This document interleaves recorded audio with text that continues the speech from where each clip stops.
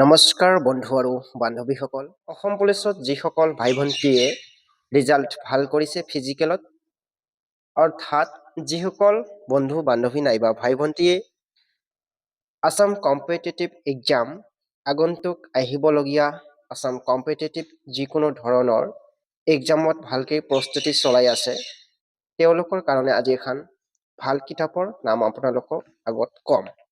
আপোনালোকৰ কাৰণে Assam police competitive exam নাইবা অন্যান্য ধৰণৰ এক্সামৰ কাৰণে এইখন কিতাপৰ বিষয়ে আজি আলোচনা কৰিম। কিতাপখন হ'ল প্ৰতিযোগিতা প্ৰস্তুতি।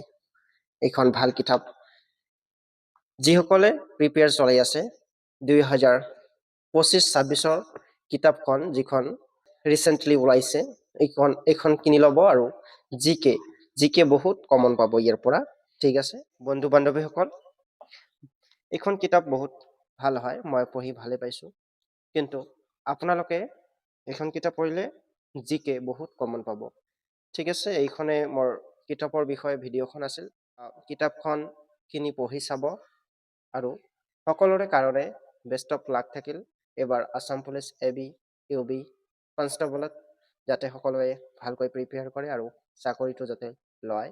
ঠিক আছে, এইখন ভিডিঅ' আছিল আজিৰ কাৰণে। থেংক ইউ, ধন্যবাদ। অন্য এটা ভিডিঅ'ত আকৌ লগ পাম। ঠিক আছে, জয় হিন্দ, জয় অসম।